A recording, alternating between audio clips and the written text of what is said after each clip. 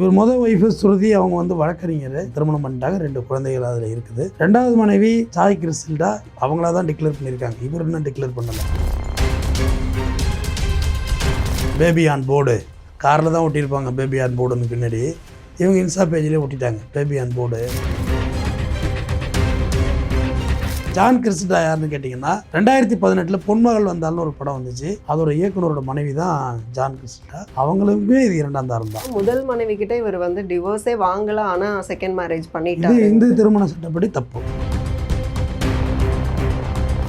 ஸ்ருதி வந்து இப்போ ஒரு செய்தி சேனலில் பார்த்தேன், நான் வந்து கம்ப்ளைண்ட் கொடுக்க போகிறேன் அவர் மேலே. கம்ப்ளைண்ட் கொடுத்தா கண்டிப்பாக மாதம்பட்டி ரங்கராஜ் வந்து சிறைக்கு கூட போகலாம், அது கூட வாய்ப்பு இருக்குது. இதில் வந்து ஒரு விஷயம் என்னென்னா, அவர் அமைதியாக இருக்காரு, அது ஒரு பக்கம். இது அடுத்த கட்டமாக என்ன லீகலாக எப்படி நகரும்? ஸ்ருதி ப்ளே பண்ணால் கண்டிப்பாக ப்ளே பண்ணால் உண்டு. செட்டில்மெண்ட் பண்ணால் ஒன்றும் பிரச்சனை இல்லைம்மா, பணம் எல்லாத்தையும் ஆஃப் பண்ணுமா. வணக்கம் சார். வணக்கங்க. மாதம்பட்டி ரங்கராஜ் உட்பட, அதாவது ஃபேமஸாக யார் இருந்தாலுமே அவங்க வந்து ரொம்ப கவனிக்கப்படுறாங்க. அவங்களுடைய ஒவ்வொரு சிறு நகர்வுகளுமே கவனிக்கப்படுது. ஸோ இப்போ இவருடைய இந்த 2வது திருமணம் வந்து இந்த அளவுக்கு பேசு பொருளானதுக்கு என்ன காரணம்? ஏன்னா ஒரு சமையல் ஒரு கலைஞர், இவ்வளோ பெரிய இன்றைக்கி ஒரு பேஷியோ கார் ஒன்று வருதுன்னா உடனடியாக அவர் தான் வாங்குறாரு முதல். ஒரு சமையல் கலைஞர் கேரவன் வச்சுருக்கிறது அவர் ஒருத்தர் தான். பாஷா மாதிரி கேரவன்லேயே தான் போகிறார் அவர். ஏன்னா ஒரு இடத்துக்கு போனால் நைட்டு சாப்பாடு இங்கே அட்டன் பண்ணுறாருன்னா அடுத்த லஞ்சுக்கு அவர் வேறு ஒரு இடத்துல இருக்கார். தென் தமிழ்நாடு கன்னியாகுமரி முதல் காஷ்மீர் வரை அவர் சமைக்காத குக்கே கிடையாது. ஏன் இப்போ நடந்தது IPL, அதுலேயே அவங்க குக்கிங் தான் இருந்துச்சு. இது மாதிரி பெரிய பெரிய திருமணம், நயன்தாரா கல்யாணம் அவர் தான் குக்கிங். இப்படி பெரிய பெரிய நிறுவனங்களுக்கு அவர் சமையல் வல்லுநர்களாக அவர் போனார். எல்லாமே அவங்க அப்பா உருவாக்கின கிரெடிட்டு, அதை இவர் தக்க வச்சுக்கிட்டார். இவர் சமையல் கலைஞராக மட்டும்தான் இவர் எல்லாருக்கும் தெரியும். இவர் ஒரு சினிமா பட ஹீரோ வேறு. ப்ளஸ் இவர் குக் வித் கோமாளியில் வந்து நடுவராக வந்தார். வந்து அந்தளவுக்கு இவருடைய லைஃப் ஸ்டைல் மாற்றங்கள் வந்துச்சு. இவர் முதல் ஒய்ஃபு ஸ்ருதி, அவங்க வந்து வழக்கறிஞர், திருமணம் பண்ணிட்டாங்க, 2 குழந்தைகள் அதில் இருக்குது. 2வது மனைவி சாய் கிறிஸ்டில்டா, அவங்களா தான் டிக்ளேர் பண்ணியிருக்காங்க, இவர் இன்னும் டிக்ளேர் பண்ணலை. அவங்க தன்னுடைய இன்ஸ்டா பேஜில் 2 பேரும் திருமணம் ஆன ஃபோட்டோ, அந்த மாலையே பயங்கரமாக இருந்துச்சு, ஸ்டைலாக இருந்துச்சு, போட்டு நாங்கள் திருமணம் பண்ணிட்டோம், நாங்கள் பேபி ஆன் போர்டு காரில் தான் ஒட்டியிருப்பாங்க, பேபி ஆன் போர்டுன்னு பின்னாடி. இவங்க இன்ஸ்டா பேஜ்லேயே ஒட்டிட்டாங்க பேபி ஆன் போர்டு, நான் 6 மந்த் ப்ரெக்னெண்ட்டாக இருக்கேன் அப்படின்னு சொல்லி இவங்க தன்னோட இதில் இன்ஸ்டாவில் போட்டாங்க. அதுக்கு பதிலாக முதல் மனைவி ஸ்ருதி என்ன செஞ்சாங்க, அவங்க ஃபேமிலியோடு இருக்கிற ஃபோட்டோ ஒன்று போட்டு, நாங்கள் இதுமாரி கொஞ்சம் இதாக தான் இருக்கோம், அதாவது கொஞ்சம் ஃபைட்டிங்காக தான் இருக்கோங்கிற மாரி அவங்க போட்டிருக்காங்க. இது முதல் இந்த ஜான் கிறிஸ்டில்டா யாருன்னு கேட்டிங்கன்னா, 2018 பொன்மகள் வந்தாலும் ஒரு படம் வந்துச்சு. அதோட இயக்குனரோட மனைவி தான் ஜான் கிறிஸ்டில்டா. அவங்களுக்குமே இது 2ஆம் தாரம் தான். மாதம்பட்டிக்கு எப்படி 2ஆம் தாரமோ அதேமாரி அவங்களுக்கும் இது 2ஆம் தாரம். இப்போ அவங்க வந்து டிவோர்ஸ் ஆகி அதுக்கப்புறம் செகண்ட் மேரேஜ்க்குள்ள வந்திருக்காங்க. இப்போ இங்கே இஷ்யூ என்னன்னா, முதல் மனைவி கிட்ட இவர் வந்து டிவோர்ஸே வாங்கல, ஆனா செகண்ட் மேரேஜ் பண்ணிட்டாரு. இது இந்து திருமண சட்டப்படி தப்பு. டிவோர்ஸ் வாங்காமல் பண்ணக்கூடாது. எல்லா மதப்படியுமே இப்போ தப்பாயிட்டு, இப்போ யூனிவர்சல் ஆக்குனாங்கள்ல, லாவை வந்து ஒன்றாக்குனாங்கள்ல, அதனால் இது கண்டிப்பாக தப்பு. இப்போ ஸ்ருதி வந்து இப்போ ஒரு செய்தி சேனலில் பார்த்தேன், நான் வந்து கம்ப்ளைண்ட் கொடுக்க போகிறேன் அவர் மேலே. கம்ப்ளைண்ட் கொடுத்தா கண்டிப்பாக மாதம்பட்டி ரங்கராஜ் வந்து சிறைக்கு கூட போகலாம், அது கூட வாய்ப்பு இருக்குது. ஆனால் அவங்க பெரிய பணக்காரவங்க, அவங்க இப்படிலாம் செட்டில்மெண்ட்டு பேசுவாங்களோ அப்படி பேசுவாங்க. இது இன்னொரு தரப்பு. இந்த 2வது மனைவி கிறிஸ்டில்டா இவரை த்ரெட் பண்ணி தான் இவங்க கல்யாணம் பண்ணிட்டாங்க. ஏன்னா இப்போ கிட்டத்தட்ட லிவிங் டுகெதர் லைஃப்பில் ஒரு 2 இயர்ஸ் அவங்க வாழ்ந்துருக்காங்க. 2வது அவங்க ஒரு காஸ்டியூம் டிசைனர், அவங்க பெரிய பெரிய ஆர்டிஸ்ட்டுக்கெல்லாம் அவங்க காஸ்டியூம் டிசைனர். ஒரு காஸ்டியூம் டிசைனரே தனக்கு சொந்தமாக வச்சுருந்தவர் மாதம்பட்டி. சாதாரண ஆள் நினச்சிக்காதீங்க. எவ்ரிடே நம்ம என்ன பண்ணணும்னு ட்ரெஸ்ஸுங்கிறத அவங்க முடிவெடுப்பாங்க. அப்போ அவங்களே லிவிங் டு ரிலேஷன்ஷிப்பில் வாழ்ந்தாங்க, குழந்தை உருவாயிட்டுட்டாங்க. அவங்களே ட்ராப் பண்ணி தான் இவர் மடக்கி தான் பிடிச்சாங்க அப்படின்றது தான். விஜயோட இந்த ஜில்லா படத்துல இருந்து பெரிய பெரிய படங்களுக்கு கூட இவங்க வந்து காஸ்டியூம் டிசைனராக இருந்திருக்காங்க. ஸோ அப்படி இருக்கும்போது ஃபேமஸ் ப்ளஸ் ஃபேமஸ் இப்படிங்கும் போது ரொம்ப இப்போ இவங்க 2 பேர் தான் பேசு பொருளாக இருக்கிறாங்க. ஸோ இந்த விஷயத்தில் வந்து ஒரு சமையல் கலைஞராக இருந்து இவ்வளோ பெரிய ஒரு ரீச்சை வந்து ஒருத்தர் அடையிறாரு அப்படின்னா, வெறும் அந்த அவருக்கு பின்னாடி இருந்த அந்த பணபலம் தான் காரணம் அப்படின்னு சொல்ல முடியுமா? ஒரே நாளில் வந்து இவங்க பண்ணுற ஃபங்க்ஷன் இப்போ நீங்கள் எவ்வளோ பண்ணுவீங்க? ஒரு 10 லட்சத்தில் சாப்பாடு போட்டுருவீங்களா? இல்லை ஒரு 25 லட்சம், தெரியல எனக்கு ஒரு எல்லாம் எவ்வளோன்னு. அவர் போடுறதுல 5 கோடி 10 கோடி தான் அவரோட டார்கெட்டு. அவங்களுடைய ஐக்கு சொல்கிறேன். 5 கோடிக்கு ரொம்ப கம்மியாக சொன்னேன். அவங்களோட மினிமம் ப்ராஜெக்டே அந்தளவுக்கு தான் இருக்கும். அந்த இலையில் வைக்கிற டிஷ்ஷஸ் எல்லாமே வச்சு அந்த கணக்கு பண்ணி. அப்போ வெறும் சமையல் கலைஞருங்கிறத விட அது பெரிய லெவலில் ஒரு மார்க்கெட் ஆகிட்டார்ல இந்த இடத்துல. இங்கே அம்மா உப்பு போகாத விஷயத்த கூட விற்றா வாங்கி திங்கிறோம். காலங்காலமாக உருளைக்கிழங்கு சிப்ஸை தின்ட்டு கிடந்த நம்ம தான். லேஸ் பாக்கெட்டு விற்கிறது மாதிரி இது விற்றுட்டா இது காற்று தான் இருக்குள்ள தட்டுனாக்கா அது எப்படி விற்றுச்சு? மார்க்கெட்டிங் தானே. இப்போ அவர் சாப்பாடு நல்லா இருக்குது நல்லா இல்லைங்கிறத 2வது பட்சமாக, ஆனால் அது நல்லா இருக்குன்னு நீ சொல்லித்தான் ஆகணும். ஏன்னா ஒரு வழி இல்லை. நல்லா இல்லைன்னு சொன்னால் நம்மள ஏதோ ரசனை குறைவாக நம்மளை நினச்சிருவாங்கன்னு சொல்லி சாப்பிட ஆரம்பிச்சிட்டோம். கேரவனை வச்சு சமைக்க போகிறாரு. அவர் எங்கே ஒரு பிடி உப்பள்ளி போட்டார் சாம்பாரில், இல்லை அவர் எங்கே ஒரு பிடி சீனி அள்ளி போட்டார் பாயசத்தில்? ஒன்றும் இல்லை. எல்லாமே ஒரு பெரிய கார்ப்பரேட் லெவலில் அவங்க கொண்டு வந்துட்டாங்கம்மா. சிஸ்டமேட்டிக்காக கொண்டு வர்றாங்கன்னு சொல்கிறேன். அந்தளவுக்கு அவங்க வளர்ந்துட்டாங்கல்ல. வளர்ச்சி சொல்கிறேன். பார வளர்ச்சியும் அவர்கிட்ட இருக்க பொருளாதாரம்லாம் நீங்கள் யார்கிட்டையும் இல்லை. அந்தளவுக்கான பொருளாதாரம் எந்த பொலிட்டீஷியனையும் நேரடியாக உடனே பார்க்க முடியும் அவரால். அந்தளவுக்கு இருக்கார். நம்ம நினைக்கிற அளவுக்குலாம் அவர் சாதாரண மனிதர்லாம் கிடையாது. அதெல்லாம் இதெல்லாம் சர்வசாதாரணமாக ஃபேஸ் பண்ண கூடிய ஆற்றல் அவர்கிட்ட இருக்குது. டெல்லி லெவலில் பேசுவார்மா அவர் எல்லாத்தையும். அவ்வளோ காசு இருக்குமா. ஏழை தப்பு பண்ணால் ஒன்று, பணக்காரன் ஆகிட்டா ஒன்று. இதே நம்ம போன்ற மிடில் கிளாஸ் குடும்பத்தில் இது நடந்துருதுன்னு வச்சுக்கோங்க, நேரம் தெரு இழுத்து சந்தி சிரிச்சிருக்கோம். ஆனால் இன்ன வரைக்கும் சைலண்ட்டாக தான் இருக்காங்க. முதல் மனைவி வழக்கறிஞர், ஒன்றும் நான் நார்மல் பர்சன் கிடையாது, வழக்கறிஞர். அவங்க புகார் கொடுத்துருக்கலாம், ஒரு லீகல் நோட்டீஸ் அனுப்பலாம், ஷேர் பிரிக்கலாம், எல்லாமே உண்டு, எல்லா ஆப்ஷனும் உண்டு அவங்களுக்கு. 2வது மனைக்கு அவள் அங்கீகாரம் கிடையாதுமா இண்டோ ரிலிஜனில்.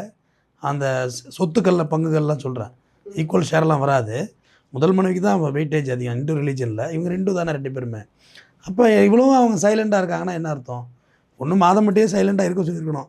ஏம்மா தேவி நீ கொஞ்சம் நேரம் அமைதியாக இருமா, நீ ஏதாவது இப்போ கூத்தடிச்சுட்டு போயிடாத, இதை சைலண்ட் பண்ணிட்டு வர்றேன்னு சொல்லி. இல்லை அவங்களுக்கு தேவையானதை இவர் செட்டில் பண்ணணும். உங்களெல்லாம் இவ்வளோ ஷேர் பிரிச்சிடுறேன் நான் ஆளை விடுன்னு சொல்லி. இவர்கிட்ட இருக்கிற சோர்ஸுக்கெல்லாம் என்ன ஒன்றுமோ பண்ணலாமா? அவ்வளோ ஃபினான்ஸ் இருக்குது. அவ்வளோ ஃபினான்ஸ் தப்பான வழியில் சம்பாதிச்சாரெல்லாம் சொல்லலை. அவங்க பிஸ்னஸ் ஓகோன்னு தூக்கப்பட்டுச்சு, அவங்க பெரிய ஆள் ஆகிட்டாங்கன்னு சொல்கிறேன். இப்போ இவ்வளோ ஃபேமஸாக இருக்கக்கூடிய ஒருத்தர் வந்து இந்த மாதிரி வந்து இல்லீகலாக செகண்ட் மேரேஜ் பண்ணிக்கிட்டாருங்கும்போது, அப்போது சாதாரணமானவங்க ஒரு அந்த மாதிரி ஒரு விஷயம் பண்ணியிருந்தா அது ஒரு நியூஸாக பார்ப்பாங்க. ஆனால் இவங்க இப்படி பண்ணியிருக்காங்கங்கும்போது அவங்களோட ஃபேன் ஃபாலோவர்ஸ் எவ்வளோ பேர் இருப்பாங்க. ஸோ அவங்க மத்தியில் சொசைட்டிலலாம் இது என்ன மாதிரியான ஒரு தாக்கத்தை ஏற்படுத்தும்? பணம் எல்லாத்தையும் மறைச்சிரும். 2 நாள் பேசுவாங்க, அப்புறம் மறைஞ்சிரும். அது இந்த விஷயம் மறைஞ்சிரும். இதில் வந்து ஒரு விஷயம் என்னென்னா, அவர் அமைதியாக இருக்கார், அது ஒரு பக்கம். இது அடுத்த கட்டமாக என்ன லீகலாக எப்படி நகரும்? சுருதி ப்ளே பண்ணால் கண்டிப்பாக ப்ளே பண்ணால் உண்டு. செட்டில்மெண்ட் பண்ணால் ஒன்றும் பிரச்சனை இல்லைம்மா, செட்டில்மெண்ட் பண்ணிப்பாங்கம்மா. அதாவது நாளுங்கிழமையும் நலிந்தோருக்கு இல்லைன்னு சொல்லுவாங்க. பணக்காரவங்களுக்கும் இல்லை. ரொம்ப பணக்காரவங்களுக்கும் நாளுங்கிழமையெல்லாம் பார்க்க மாட்டாங்க. எல்லா நாளும் நல்ல நாள் தானே அவங்களுக்கு. நலிந்தோர்னா இல்லாதவர்கள். எல்லா நாளும் நம்மள்ட்ட ஒன்றுமே கிடையாது. இன்றைக்கி தான் கறி கிடச்சிருக்கோம், ஐயோ இன்றைக்கி அமாவாசை ஆச்சா பௌர்ணமி ஆச்செல்லாம் பார்க்க முடியாது. கிடச்சா சாப்பிட்டுக்க வேண்டியதான். பணக்காரவங்களுக்கு எல்லா நாளும் நல்ல நாள் தானே, பணம் தான் இருக்கே. பணம் எல்லாத்தையும் ஆஃப் பண்ணுமா. பணம் பயங்கரமாக பேசும். பணத்துக்குன்னு ஒரு மொழி இருக்குது, அந்த மொழி பேசும். ஆனால் அது ஸ்ருதி சம்மதிக்கணும். அந்த பொண்ணு சம்மதிக்கலை. இப்போ பிரச்சனை ஆரம்பிச்சதுன்னா மாதம்பட்டி டப்பாக டான்ஸ் ஆடிடும். இதில் அவரோட கேரியர் பாதிக்கும். ஏன்னா கேரியர் சாப்பாடு தானே, கேரியர் பாதிக்கும். நான் சொல்ல கேரியர் பாதிக்கும். எப்படின்னா நம்மளுடைய கல்ச்சரே வந்து ரொம்ப நம்ம ட்ரெடிஷ்னலான ஆளுகமாக, நம்ம தமிழர்கள் வந்து ரொம்ப பாரம்பரியமானவர்கள். விருந்தோம்பல் போல திருக்குறள் வச்சுருக்கோம்ல. நம்ம என்ன தான் நம்ம பேண்ட்டு சொக்கா மாட்டிக்கிட்டாலும் நமக்கு உள்ளுக்குள்ளே ஒரு கிராமத்தான் இருந்துக்கிட்டே தான் இருப்பான். அவன் ஒரு நாளைக்கு 300 வாட்டி வெளில வந்துட்டு தான் போவான்.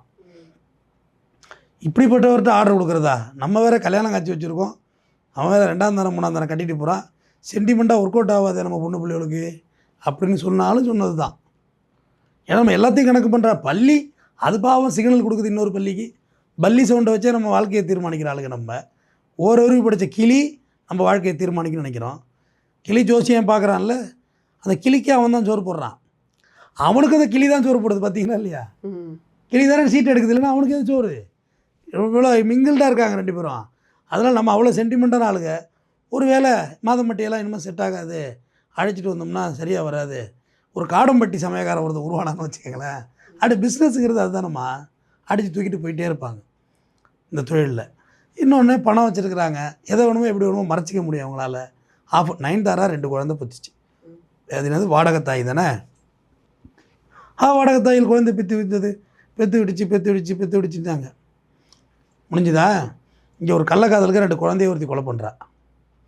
நேற்று போட்டிருக்காங்க 2 பேர் ஃபோட்டோவை போட்டு, இவளுக்கு இவ எவ்வளோ பெட்டர்ரா அப்படின்னு. யார்? நயன்தாராவை. நயன்தாரா ஒன்றும் அஃபென்ஸ் ஒன்றும் பண்ணிலையே. அந்த 2 குழந்தைங்க அவ்வளோ பணக்காரோட்டு குழந்தைங்களா வளருது பார்த்தீங்களா? அது தூக்கிட்டு அது போயிட்டு வந்துக்கிட்டு இருக்காங்க. சூட்கேஸ் எடுத்துகிட்டு போகிற மாதிரி அந்த குழந்தைங்க ஒரு ட்ராலி வச்சு எடுத்துகிட்டு போயிட்டு வந்துட்டு இருக்காங்க. அவங்க ஒரு திருமணத்தை நயன்தாரா ஒரு கல்யாணம் பண்ணாங்கம்மா. அதை வந்து அமேசான் நெட்ஃப்ளிக்ஸில் விற்று அது பல கோடிக்கு வியாபாரம் பண்ணிட்டு போயிட்டாங்க. கல்யாணம் தானே பண்ணாங்க. இப்போ அன்றைக்கி ஒரு ட்வீட் போட்டிருக்காங்க, முட்டா பையில் கல்யாணம் பண்ணுறது பெரிய ஆபத்தாக இருக்கும் போல இருக்குன்னு போடுறாங்க நயன்தாரா. அங்கே ஏதோ கசப்பாகி போச்சு எங்கே அவங்க குடும்பத்துக்குள்ளே. சரி, வெல்கம் டு ஃபேமிலி கோர்ட்டு, வேறு என்ன செய்கிறது? அங்கே தானே வரவேற்க முடியும். வேறு என்ன சொல்கிறது அவங்களுக்கு? அந்த மாதிரி இஷ்யூ போயிட்டு தான் இருக்கா? ஆமாம்மா, ட்வீட் போடுறாங்களே பாருங்கள், எக்ஸ் வலைதளங்களை போய் பாருங்கள். ட்வீட்டு குருவி கிடையாது, இப்போ எக்ஸ் இல்லை, அதில் போடுறாங்கல்ல, இந்த மாதிரி கொஞ்சம் இதாக இருக்குது, இவனுக்கு ஒரு மாங்காய் ஒன்றுமே வரமாட்டுது. இல்லை, அதெல்லாம் வதந்தி தான்ன்ற மாதிரி சொன்னாங்க. இதெல்லாம் பார்க்கும்போது சிரிப்பு தான் வருதுன்னு நயன்தாராவே போட்ட மாதிரி ஃபோட்டோலாம் வந்துச்சு. அதாவது கரெக்டு தான், நீங்கள் சொல்கிறது கரெக்டு தான். மாதம்பட்டி விஷயம் இருக்குல்ல, இதை நான் ஆரம்பத்தில் சொன்னேன், யோ அவன் இன்னொரு கல்யாணம் பண்ணான்னா பொண்டாட்டி நமக்கு என்ன ஏதாவது பண்ணிட்டு போகிறானுங்க, நமக்கு என்ன இருக்குது அதை பற்றி அப்படின்னு. இல்லை அவங்க ஒரு ஃபெமிலியராக தன்னை வந்து ஒரு நிகழ்ச்சிக்கு வந்து ஜட்ஜஸ்ன்னு சொல்கிறாங்க. அப்படிலாம் சொல்லக்கூடாது. என்ன ஜட்ஜெல்லாம் கிடையாது, அவங்க ஜட்ஜுங்கிறது பெரிய வார்த்தை. ஒரு நடுநிலையாளர், ஒரு பட்டிமன்ற நடுவர் இப்படி வச்சுக்கலாமா தமிழில். அந்த லெவலில் வந்து உட்காடுறாங்க. ஏம்மா, சாதாரண ஒரு தென் தமிழ்நாட்டில் ஒரு உடன்குடியிலேருந்து ஒரு வில்லேஜில் இருந்து பிறந்த ஒரு ஜிபி முத்துங்கிற ஒருத்தர், நீங்கள் அவரோட பொருளாதாரம் எங்கே இருக்குது, அவரோட வளர்ச்சி எங்கே இருக்குது? நீங்கள் கேட்டீங்க எப்படி சார்மா ஒரு சமையல் கலைஞர் வந்து இப்படி ஒரு டிரான்ஸ்மிஷன் எப்படி ஏற்பட்டுச்சு? நான் சூப்பர் ஸ்டாரோட கம்பேர் பண்ணேன். அவ்வளோலாம் வேண்டாம், நான் ஜிபி முத்தோட கம்பேர் பண்ணி சொல்கிறேன். எப்படி இவ்வளோ பெரிய பொருளாதாரம் வருது எத்தனை வருஷத்துக்குள்ளே? கோவிட் வந்து 2020, இன்னும் 5 வருஷம் 7 வருஷம் வச்சுங்க. ஏன்னா டிக்டாக்லாம் அப்போ தான் இருந்தது. அப்புறம் தான் அந்த 5 வருஷம் டிக்டாக் அழிஞ்சு போச்சு. அப்புறம் அங்கங்கே பேட்டி எடுத்தாங்க. வெறும் அவருடைய அடையாளமே அவருடைய மொபைல் ஃபோனும், அவருடைய அடையாளமே அவருடைய அவமானங்களும் மொபைல் ஃபோனும் தான், வேறு ஒன்றுமே கிடையாது. அது 2யும் தான் அவரோட அடையாளம், வேறு ஒன்றுமே இல்லை. பெரிய பேச்சாற்றலோ, பெரிய ஞானி மாரி பேசுகிறதுக்கோ, பெரிய ஆங்கிலமோ எதுவுமே கிடையாது. எளிய மனிதன். நான் பல நேரங்களில் ஜிபி முத்து வந்து உதாரணமாகவே சொல்லுவேன். பாரு, அவர் செல்ஃபோனை வச்சு ஒன்றுமே ஒரு கண்டென்ட்டை க்ரியேட் பண்ணி பேசுகிறதுக்குள்ளே என்ன பாடு தெரியுமா பட வேண்டியிருக்கு. நம்ம எந்த கண்டென்ட்டுமே இல்லை, அவங்க வாயை திறந்தாலே கண்டென்ட்டு தான். இன்றைக்கி அவர் எத்தனை ஏக்கர் இடம் வாங்கியிருக்காரு, அவர் வச்சுருக்க கார் என்ன, இது கிறிஸ்டா வச்சுருக்காரு, இனோவா கிறிஸ்டா, அதுவே 40 lakhs வரும். அவருடைய பொருளாதாரம் என்ன, அவங்க குடும்பத்தோட வளர்ச்சி என்ன. ஸோ யார் வேணால் எங்கே வேணும் சக்ஸஸ் பண்ணலாம் லைஃப்பை. அவங்க வழிநடத்தி போகிற பாதையில் தானே இருக்குது. மாதம்பட்டி வந்து இந்த டிசிஷன் தப்பு, சரி, இது இப்படி பண்ணியிருக்கணும் அப்படி பண்ணியிருக்கணுங்கிறத விட, பட் இவர் இன்னொரு அஃபேர் ஆகிட்டார். அதில் பேபி ஆன் போர்டு. அப்போ 2யும் விட முடியாது அவரால். 2 விட்டாலுமே சிக்கல் தானே. வன்முறை இருபுறம் திட்டிய ஆயுதம்பாங்க, பெண்முறைகளும் இருபுறம் திட்டிய ஆயுதம் தான். மிஸ் ஆச்சுன்னா அது நம்ம தொண்டைக்கு தான் பாயுது. அப்போ அதை அவர் உணர்ந்து அதோடு தான் சைலண்ட்டாக இருக்காங்கன்னு நீங்கள் கேட்டீங்க. சைலண்ட்டாக இருந்தால் ஆகணும். அவர் என்ன சொல்கிறது? நீ ரியாக்ட் பண்ணால் மாட்டிப்பேன். உங்கள் கேள்விக்கு ரியாக்ட் பண்ணிட்டோம்னா இப்போ அவர் மாட்டிப்பார். இன்னும் ஒரு 2 மாதங்களுக்கு மைக் இருக்க இடமா பார்த்து போகாமல் கொஞ்சம் மரவாக இருந்து சமாளித்து இதெல்லாம் பேலன்ஸ் பண்ணிட்டாருன்னா தப்பிச்சுக்குவார்.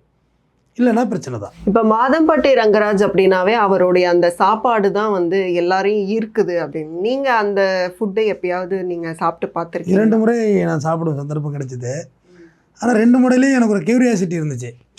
எனக்கு ஒருத்தன் பணக்காரன் ஆகிட்டானா அவனை பார்த்து பொறாமையோ கோபமோ வராது, அவரை பார்க்கணுங்கிற ஆர்வம் வரும். இப்படியெல்லாம் அந்த ஆளோட பாடி லாங்குவேஜ் இருக்குது தெரிஞ்சுக்குவோம் அப்படின்னு. கடைசியில் 2 வாட்டி அவரை நான் பார்க்கல. ஆனால் ஆளுக தான் சமைச்சாங்க. ஒரு வாட்டி பக்கா சொதப்பல், அது ஒரு பெரிய கோளாறில் போய் நின்றுச்சு. இப்போ நான் சப்ளை பண்ணவங்களுக்கு எல்லாம் பிரச்சனை ஆகி எல்லாம் டேஸ்ட்டுன்னு எல்லாம் அள்ளி வீசுகிற கண்டிஷனில் வந்துருச்சு. இன்னொரு முறை சாப்பிட்டப்ப அது செட்டே ஆகலை. Thank you so much. இவ்வளோ நேரம் உங்களோட டைம் ஸ்பெண்ட் பண்ணி இந்த கரண்ட் இஷ்யூ பற்றின நிறைய தகவல்களை பகிர்ந்துக்கிட்டீங்க. தேங்க்யூ. நன்றிங்க.